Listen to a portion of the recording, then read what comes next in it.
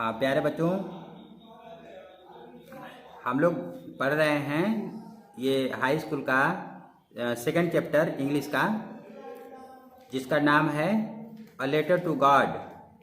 और इसमें पिछली बार हम लोग पिछले वीडियो में आप लोग पढ़े होंगे, और उसके बाद मैं आगे जो है इसकी व्याख्या करने जा रहा हूँ। और तो ये आपका आगे यहाँ से वीडियो शुरू हो रहा है आपका। With a satisfied expression he regarded the field of ripe corn with its flower draped in a curtain of rain. With a satisfied expression मतलब कहते हैं कि with a satisfied expression मतलब संतुष्ट भाव से। he regarded, he माने वह किसान, regarded माने मानता था, संतुष्ट भाव से समझता था। the field माने अपने खेत को, ऑफ राइप कार्न माने पके अनाज वाले खेत को, विथ इट्स फ्लावर माने फूलों से भरे, फूलों से भरे माने फूलों वाले पके अनाज वाले खेत को वह बड़े ही संतुष्ट भाव से उसको मानता था, समझता था। वह खेत क्या हो गया? Draped in a curtain of rain, वह बारिश के पर्दे से, ड्रैप्ड माने ढक गया, draped in a curtain of rain, वह बारिश के पर्दे से, यानी कि इतना बारिश हुई कि एकदम उसका पर्दा लग गया और उस पर्दे से वो एकदम ढक गया। बट सडनली, लेकिन अचानक, a strong wind began to blow, लेकिन अचानक क्या हुआ? अ स्ट्रांग वाइंड माने एक तेज हवा, बिगेन टू ब्लो माने बहना शुरू हुई, एक तेज पवन जो है चलना शुरू हुआ। And along with the rain, और उस बारिश के साथ साथ वेरी लार्ज हेल स्टोन्स, बहुत बड़े बड़े हेल स्टोन्स माने ओले, बिगेन टू फॉल पड़ने लगे, गिरने लगे। These truly did resemble new silver coins. These माने ये ओले, ट्रूली माने सचमुच में, डिड रिजेम्बल माने लगते थे, ये जो ओले थे ये सचमुच में लगते थे। कैसे? न्यू सिल्वर क्वाइंस माने नए चांदी के सिक्के के जैसे। द बॉयज माने जो लड़के, exposing themselves to the rain, जो बारिश में एक्सपोजिंग का मतलब होता है नंगे होकर, जो लड़के बारिश में नंगे होकर नहा रहे थे। Ran out to collect the frozen pearls, वे रैन आउट माने दौड़ पड़े, टू कलेक्ट माने बटोरने के लिए, द फ्रोजन पॉल्स माने जमी हुई मोतियों को। अर्थात वो लड़के जो बारिश में नंगे होकर नहा रहे थे, वह जमी हुई मोतियों को बटोरने के लिए वो दौड़ पड़े। It is really getting bad now, exclaimed the man. अब देखिए क्या होता है। एक्सक्लेम्ड द मैन, मैन माने वह किसान जो था, वो एक्सक्लेम्ड माने आश्चर्यचकित होकर बोला, it is really getting bad now, अब तो एकदम बुरा हो रहा है। It is really getting bad now, अब एकदम बुरा हो रहा है। आई होप, मैं आशा करता हूँ, मेरी आशा है कि इट पासेज क्विकली, यह शीघ्र क्या होगा? यह शीघ्र ही ये जो बुरा हो रहा है ये थम जाएगा। It did not pass quickly, लेकिन क्या हुआ?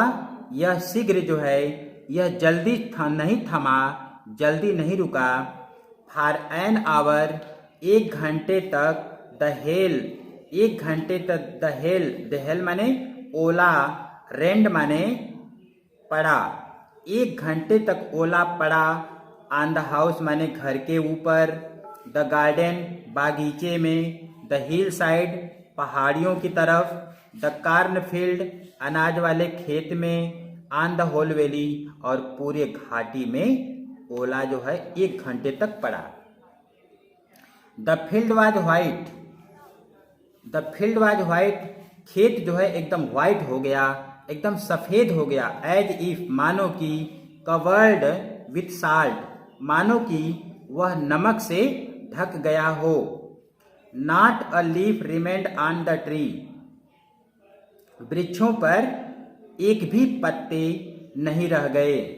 The corn was totally destroyed, फसल भी, अनाज भी जो है टोटली माने पूरी तरह से डिस्ट्रॉयड हो गया, मतलब बर्बाद हो गया। The flowers were gone from the plants, पौधों में जो फूल लगे थे वो फूल भी एकदम, गान का मतलब हो गया झड़ गए, पौधों के में जो फूल लगे थे वो भी एकदम झड़ गए। Lencho's soul was filled with sadness, और लेंचो का मन, लेंचो की आत्मा, फील्ड माने भर गया, मन भर गया, आत्मा भर गई, विथ सैडनेस माने दुख से। When the storm had passed, जब तूफान थमा, जब तूफान रुका, तो he stood in the middle of the field, तो वह ही स्टूड माने वह खड़ा हो गया, in the middle of the field माने खेत के बीचों बीच, एंड सेड, और बोला, क्या बोला? सेड टू हिज सन्स, और अपने पुत्रों से, अपने लड़कों से बोला, a plague of locusts would have left more than this. A plague of locusts माने टिड्डों का दल, would have left more than this, इससे ज्यादा बचा दिया होता। माने a plague of locusts would have left more than this, माने टिड्डों का दल भी जो है इससे ज्यादा, देन दिस का मतलब इससे ज्यादा, हैव लेफ्ट माने बचा दिया होता, अर्थात बच गया होता। कहने का मतलब है कि अगर टिड्डे भी अगर जाकर के उन सारी फसलों को खाए होते तब भी जो है इनको खाने के लिए पर्याप्त बच गया होता। The hail has left nothing, लेकिन इस ओले ने कुछ नहीं छोड़ा है। This year we will have no corn, और इस साल हमारे पास एकदम अनाज नहीं होगा। तो ये बात जो है वो किसान अपने खेत के बीच में खड़ा होकर के उसने अपने लड़कों से बोला। और आगे है, that night was a sorrowful one, वह रात जो थी, सारोफुल वन का मतलब दुख भरी रात थी, यानी वह रात जो थी वो उस दिन की जो रात बीती वो बड़ी दुखदाई बीती, दुख से भरी हुई थी। और आगे बोला, all our work was work for nothing, all our work, उसने बोला कि हमारा सारा मेहनत, हमारी सारी परिश्रम, मेहनत क्या हो गई? फॉर नथिंग मतलब बेकार साबित हो गई, बेकार गई। There is no one who can help us, there is no one, कोई नहीं दिख रहा है, हु कैन हेल्प अस, जो हमारी मदद कर सके। We will all go hungry this year, और हम सब इस साल, दिस ईयर माने इस साल, अब हमें क्या रहना पड़ेगा? Go hungry, we will all go hungry, अब हम सबको इस साल जो है एकदम भूखे रहना पड़ेगा। But in the hearts of all, लेकिन उन सबके दिलों में, बट मीन्स लेकिन, in the hearts of all, उन सबके हृदय में, who lived in that solitary house, जो लोग उस सॉलिटरी हाउस माने एकांत घर में, in the middle of the valley माने घाटी के बीच में स्थित, माने कह रहा है कि उन सबके हृदय में जो लोग उस घाटी के बीच में स्थित अकेले घर में रहते थे, उन सबके हृदय में क्या था? There was a single hope, केवल एक ही उम्मीद थी, और वह थी हेल्प फ्रॉम गॉड, ईश्वर से सहायता, माने ईश्वर से ही जो है सहायता की उम्मीद थी।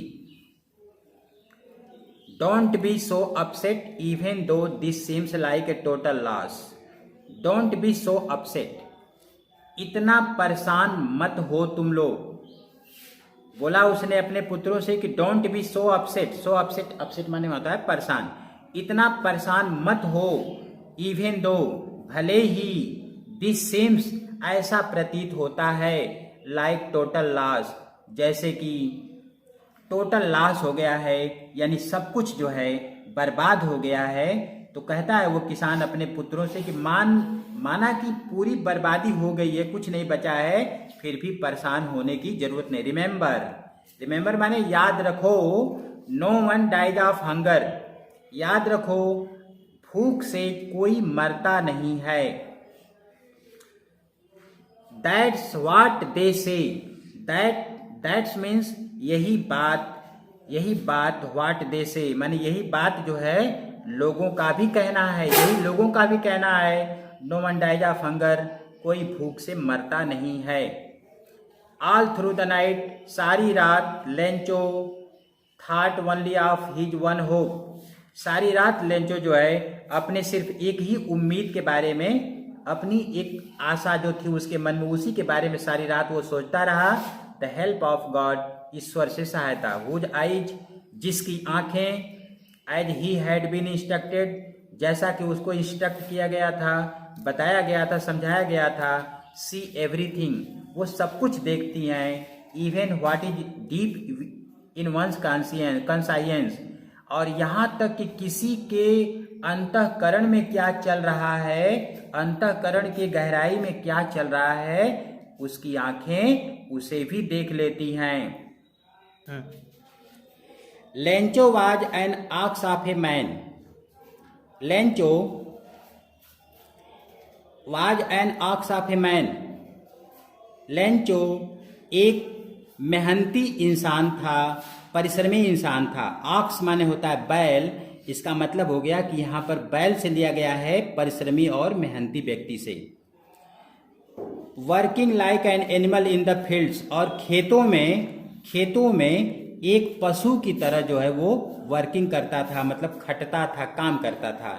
बट स्टिल, लेकिन फिर भी, ही न्यू, फिर भी वह जानता था, हाउ टू राइट, फिर भी उसे आता था लिखना। Still he knew how to write, फिर भी उसे लिखना आता था। द फॉलोइंग संडे, अगले दिन रविवार का दिन था, तो अगले रविवार को एट डे ब्रेक माने प्रातः काल, तड़के सुबह, he began to write a letter, उसने एक पत्र लिखना आरंभ किया। Which he himself would carry to town, जिसको वह स्वयं, विच माने जिसको, he himself would carry to town, जिसको वह स्वयं बाजार या नगर में ले जाएगा।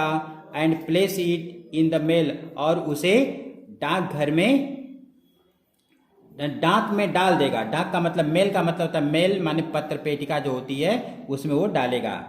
It was nothing less than a letter to God, और उसके पास भगवान को पत्र लिखने के सिवाय उसके पास कोई विकल्प नहीं था। बस।